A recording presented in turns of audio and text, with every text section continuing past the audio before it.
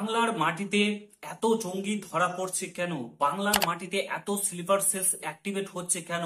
এই জঙ্গিগুলো কোথা থেকে আসছে, কিভাবে আসছে এবং কিভাবে আশ্রয় নিচ্ছে পশ্চিমবঙ্গে? এত জঙ্গি ধরা পড়ছে কেন? প্রায় প্রত্যেক দিনেই একটা দুটো করে জঙ্গি ধরা পড়ছে পশ্চিম বাংলায়। যখন ভারত পাকিস্তানের যুদ্ধ লাগবো লাগবো অবস্থায় রয়েছে, প্রায় যুদ্ধ লেগে গেছে, সেই মুহূর্তে দাঁড়িয়ে বাইরের শত্রু থেকে মনে হচ্ছে এখন ঘরের শত্রু বেশি হয়ে গেছে এবং একটা সম্প্রদায়কে টার্গেট করে উস্কানিমূলক কথাবার্তা বলে ভারতের বিরুদ্ধেই নিয়ে যাচ্ছে। ভারতের মধ্যে থেকে ভয়ঙ্কর তথ্য উঠে আসছে, ভয়ঙ্কর রিপোর্ট উঠে আসছে। সরকার কি করছে, সরকারের পুলিশ কি করছে পশ্চিমবাংলার, বড় একটা প্রশ্ন উঠে আসছে। এমনই ঠিক দুটো জঙ্গি ধরা পড়লো পশ্চিম বাংলার বীরভূম জেলার মুরারই এলাকায়, নলহাটি এলাকায় দুটো জঙ্গি ধরা পড়েছে। এই জঙ্গিগুলো আসছে কোথা থেকে, কিভাবে আসছে, কিভাবে আশ্রয় নিয়েছে, এত বছর ধরে তারা বসবাস করছে কিভাবে? ঠিক আছে, বড় প্রশ্ন উঠে আসছে। পুরো তথ্যটা দেখো, পুরো ভিডিওটা দেখো, সমস্ত কিছু তোমাদেরকে বলছি। চ্যানেলে নতুন হলে অবশ্যই চ্যানেলটাকে সাবস্ক্রাইব করে পাশে থাকা বেল আইকনটাকে প্রেস করে দেবে। যখনই আমি নতুন ভিডিও আপলোড করবো তার নোটিফিকেশন সর্বপ্রথম পেতে অতি অবশ্যই চ্যানেলটাকে সাবস্ক্রাইব করে দেবে। মাননীয় মুখ্যমন্ত্রী মমতা বন্দ্যোপাধ্যায় তথা পুলিশ মন্ত্রীকে বড় প্রশ্ন, এই জঙ্গিগুলো কোথা থেকে আসছে, কিভাবে পশ্চিমবঙ্গে আশ্রয় নিচ্ছে? আপনার সরকার কি করছে, আপনি কি করছে? আপনার সরকার ব্যর্থ কেন এবং পশ্চিম বাংলা থেকে এত জঙ্গি ধরা পড়ছে কেন? বর্তমান সিচুয়েশন প্রচন্ড খারাপ, প্রচুর খারাপ বর্তমান সিচুয়েশন। মানুষ প্যানিক হয়ে রয়েছে ভারত পাকিস্তান যুদ্ধ নিয়ে, তার মধ্যেই পশ্চিমবাংলায় এত জঙ্গি ধরা পড়ছে। গতকালকে দুজন জঙ্গি ধরা পড়েছে বীরভূম জেলা থেকে। অন স্ক্রিন তোমরা দেখতে পাচ্ছ, ভারত পাক চরম উত্তেজনার আবহে বাংলায় গ্রেপ্তার দুই সন্দেহজনক জঙ্গি। জঙ্গি ধরা পড়েছে, কোথা থেকে আসছে এইসব জঙ্গিগুলো? ধৃত আজমলের বাড়ি থেকে বাংলাদেশের বেশ কয়েকটি ধর্মীয় বই, একটি ল্যাপটপ, একটি মোবাইল সহ বিভিন্ন জিনিসপত্র কিন্তু পাওয়া গেছে। ঠিক আছে, তোমার এসটিএফ এর টিম এসে গ্রেপ্তার করে গেছে, স্পেশাল টাস্ক ফোর্স। ধৃত দুই জন এদিকে, ঠিক আছে, এদের রামপুরহাটের আদালতে তোলা হয়। দুইজন জঙ্গিকে ধরা পড়েছে, রামপুরহাটের আদালতে তোলা হয়েছে, যেমনটা তোমরা দুজনের ছবি দেখতে পাচ্ছ। বর্তমানে পাকিস্তানের সঙ্গে বর্তমান পরিস্থিতি খুবই খারাপ।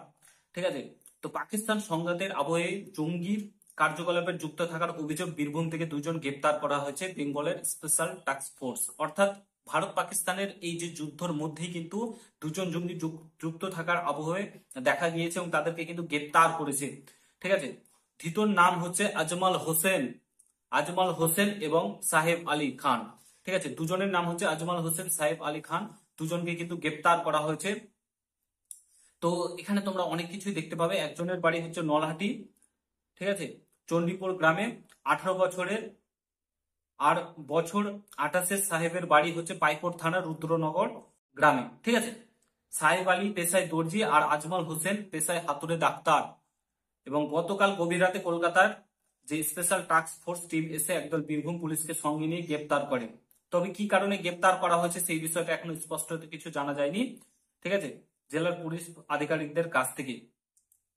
ধৃত আজমলের বাড়ি থেকে বাংলাদেশের বেশ কয়েকটি ধর্মীয় বই পাওয়া গেছে। ঠিক আছে, ধৃত দুই জিনিসপত্র, ল্যাপটপ পাওয়া গেছে এবং এদেরকে আদালতে তোলা হয়েছে।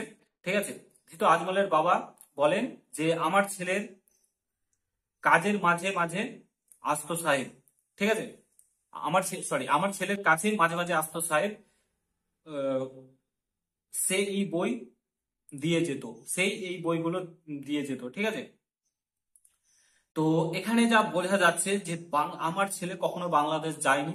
তার বাবা বলেছে খুব ভালো ছেলে, কোনো নেশায় নেই এবং পড়াশোনাতে ভালো, পড়াশোনা করে, এমনটাই তার বাবা আজমল হোসেনের বাবা কিন্তু বলেছেন। তো তোমরা চাইলে পড়ে নিতে পারো। তো এখানে যে বিষয়গুলো স্পষ্টত উঠে আসছে সেটা হচ্ছে এত জঙ্গি পশ্চিমবাংলায় আসছে কি করে, কিভাবে এই সব বাংলা স্লিপার সেলস গুলো অ্যাক্টিভেট করা হচ্ছে পশ্চিমবাংলায়। সবচাইতে ভয়ঙ্কর তথ্য, ঘরের শত্রু বেশি হয়ে যাচ্ছে, ঘরের শত্রু বাইরের শত্রু থেকে ঘরের শত্রু বেশি হয়ে যাচ্ছে।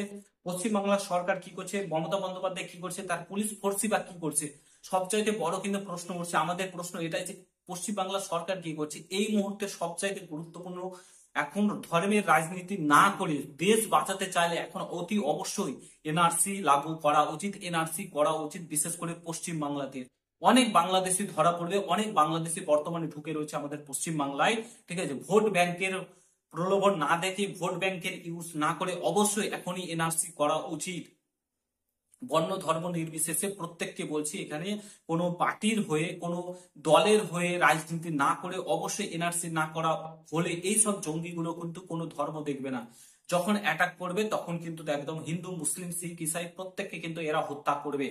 তোমাদেরকে ভালো করে বলছি, মুসলিম সম্প্রদায়ের মানুষদেরকে বলছি, হিন্দু সম্প্রদায়ের মানুষদেরকে বলছি, প্রত্যেককে বলছি, এখন অবশ্যই পশ্চিমবাংলায় এনআরসি না করলে কিন্তু বড় একটা সমস্যার সম্মুখীন হতে চলেছে।